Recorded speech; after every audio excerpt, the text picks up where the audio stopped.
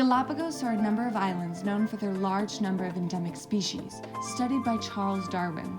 The second largest of the Galapagos is Santa Cruz, located at the center of the archipelago. The name Santa Cruz is Spanish for Holy Cross. The history is quite fascinating as volcanic activity has ceased on the island.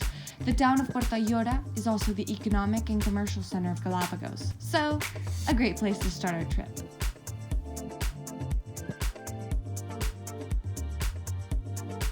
A quick recap on how to get to Puerto Ayora, because it can be quite confusing. You take a flight to Balcha, then take a shuttle to a ferry dock. The ferry drops you to the opposite side of Santa Cruz, so you have to take a taxi that will bring you all the way to Puerto Ayora. So make a deal with the taxi driver and stop by the Gemelos, or twins, and the Chato Reserve, since you have to pass by all the center of Santa Cruz to get to Puerto Ayora.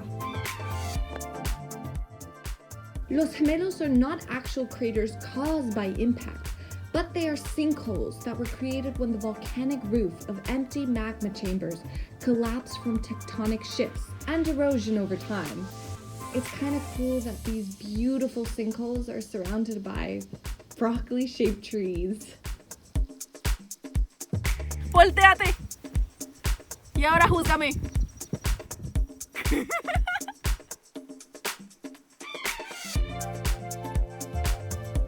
That if you come to the reserve, you're gonna end up seeing, well, yeah, you'll see tortoises all around Galapagos, but if you come to the reserve, you'll see them in their natural habitat, which is pretty cool, if you ask me.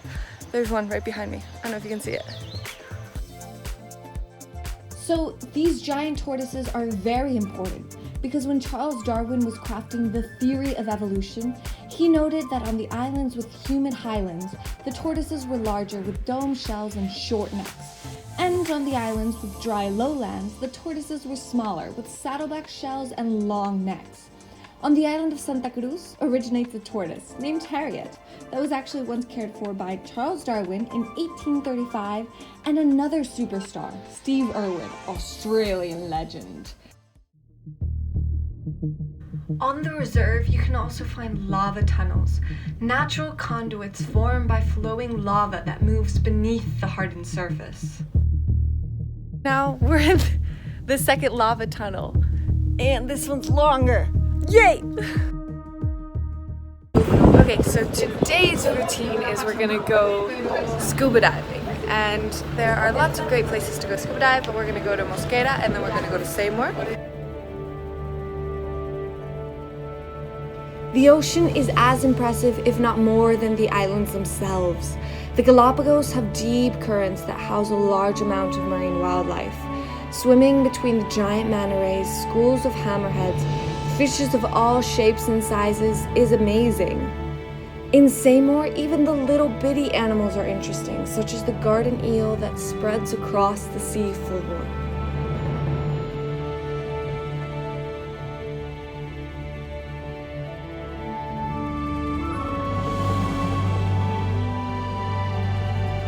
The animals that live here did not evolve with the same sense of fear for humans.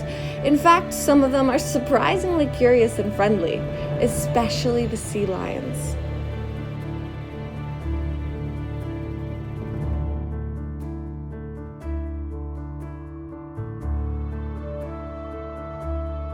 And if the wildlife is not intriguing enough, then maybe the currents will do it for you.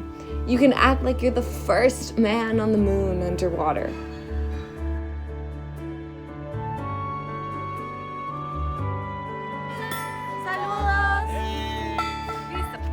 Ow, I look like a jackass. Okay, so it's approximately, 7 a.m. and we're heading to Las Grietas. So we take a quick river taxi and a little ways walk through a breathtaking landscape. We pass some salt mines before getting to Las Grietas. It is a beautiful rock formation over a pool of fresh, crystal clear water. The cracks actually run several hundred feet down.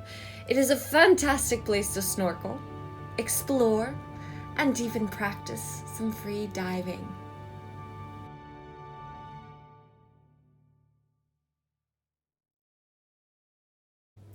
Every morning in the fishing market, fishermen cut up their catch of the day. It is a must stop because there are so many animals that crowd the area in order to get scraps.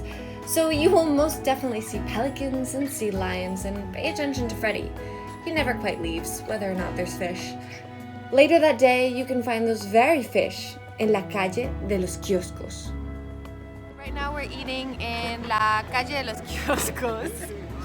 And every day at 7 p.m. the street is full of these delicious fresh fish that you can get. And you can come and sit down and have a bite.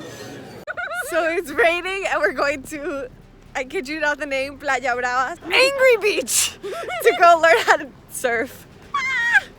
So we did a very, very long 2.5 kilometer walk trying to look for Joaquin, the surf instructor, but we could not find him at the very beginning, but to the right, and we went to the left.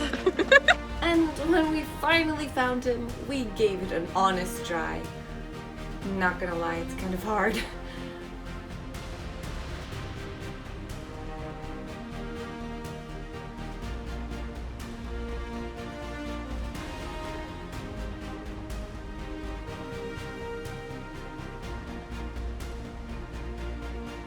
¿Cómo hicimos? ¿Cómo hicimos? O sea, lo importante es que lo disfrutaran y eso es lo más importante que el sur, pasarla bien. The rest of the day we spent in Tortuga Bay, walking around the mangroves, watching pelicans try and catch their prey, relaxing on Playa Mansa. The overall flora and fauna is astounding. There are many, many iguanas trying to take their daily dose of sunlight.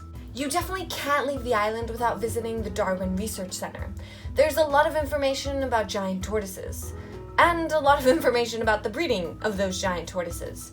You can either meet Diego, whose sex drive saved a species from extinction by fathering some 400 babes, or meet the lonesome George, who was unable to father any at all. So yeah, basically I learned a lot of cool facts about giant tortoises. I saw a lot of great things. I had such a great time on Santa Cruz. If you get a chance to go, please do. It's worth it and it's amazing. And yes, the trip is very expensive. Galapagos is very expensive, especially in comparison to the rest of Ecuador, but it's worth it. If you like this video, please give it a thumbs up, like, subscribe, and move on to your next video, which just hopefully happens to be one of mine.